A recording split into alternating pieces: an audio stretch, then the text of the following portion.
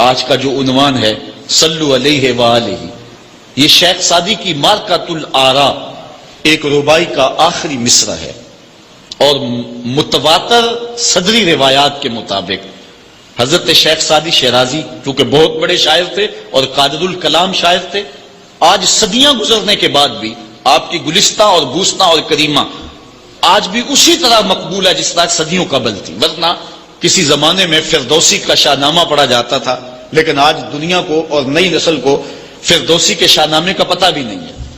لیکن کوئی بھی فارسی مذاق رکھنے والا ہو وہ شیخ سعدی سے ناآشنا نہیں ہو سکتا۔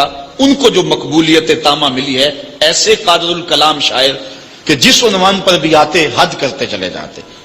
حضرت شیخ سعدی شیرازی اگر حضور کی مدح میں قلم اٹھاتے ہیں تو ان کا اسلوب بڑا خوبصورت ہے۔ کریم السجایا جمیل الشیم نبی البرایا شفیع الامم، زباں تا بود در دہاں جائے گیر ثنائے محمد بود دل پذیر، حبیب خدا اشرف انبیاء۔ اگر لکھتے ہیں تو حد کرتے چلے جاتے ہیں۔ اب انہوں نے حضور کا قصیدہ لکھنا شروع کیا، اور کیا لکھتے ہیں؟ بلغ العلا بکمالہ۔ اس کا معنی ہے کہ آپ اپنے کمال کی وجہ سے بلندیوں تک پہنچے۔ کشف الدجی بجمالہ، اور آپ کے چراغ حسن نے اندھیروں کو دور کر دیا۔ حسنت جمیع خصالہ، اور آپ کی ساری خوبیاں با کمال ہیں۔ ربائی کو ربائی اس لیے کہتے ہیں کہ وہ 4 اشعار پر مشتمل ہوتی ہے۔ اب 3 اشعار کے اندر بھی جو ہے وہ مضمون تھا وہ مکمل ہو گیا، اور انسان جب مضمون کو مکمل کر لے تو اس وقت پھر نیا جملہ لانا اس کے لیے مسئلہ بن جاتا ہے کہ آگے لکھے تو کیا لکھے، مضمون تو مکمل ہو گیا۔ اب یہاں کیا تھا؟ بلغ العلا بکمالہ کشف الدجی بجمالہ حسنت جمیع۔ اگر اس کا معنی ذہن میں ملحوظ رکھیں تو آگے جو چوتھا جملہ ہے اس پہ آپ کو لطف آئے گا۔ بلغ العلا بکمالہ، وہ اپنے کمال سے، اپنی طاقت پرواز سے، اپنی قوتوں سے، اللہ کی دی ہوئی عطا سے وہاں تک پہنچے جہاں تصور بھی نہیں پہنچ سکتا۔ کشف الدجی بجمالہ، ان کے جمال نے کائنات میں اجالے پھیلا دیے، روشنیاں کر دی، اندھیرے چھٹ گئے۔ پھر آخر میں حسنت جمیع خصالہ، کیا بتائیں ان کی ہر خوبی، ہر خو و خصلت ہی اچھی ہے۔ اب بات تو مکمل ہو گئی، لیکن ربائی چاہتے تھے۔ شیخ سعدی پریشان ہے، اسی پریشانی میں نیند آ گئی، سوئے تو حضور کا دیدار ہوا۔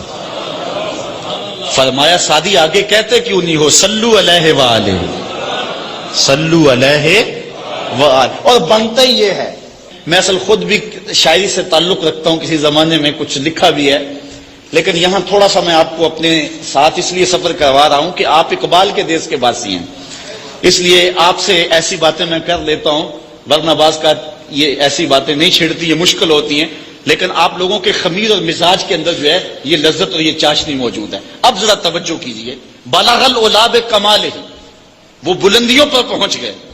کشف الدجی بجمالہ، اپنے جمال سے اندھیرے چھٹا دیے، دور کر دیے۔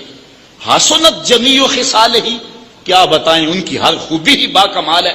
تو جب ہر خوبی با کمال ہے تو پھر جی نہیں چاہتا کہ پڑھو صلو علیہ وآلہ، یعنی پھر دل اچھلتا ہے، روح پکارتی ہے، جو اتنی خوبیوں کا منبع و مصدر ہے، اتنے کمالات کا جامع ہے، جس کے دم سے اندھیرے چھٹ گئے، جس کے دم سے کائنات میں اجالے پھیل گئے، تو پھر کیوں جی نہیں چاہتا کہ اس نبی پر درود پڑھا جائے؟ صلو علیہ وآلہ، آؤ اس نبی پہ درود پڑھو، اس نبی پہ سلام پڑھو، اس نبی پہ بھی درود پڑھو، اس کی آل پہ بھی درود پڑھو۔ بلغ العلا بکمالہ کشف الدجی بجمالہ حسنت جمیع خصالہ صلو علیہ وآلہ۔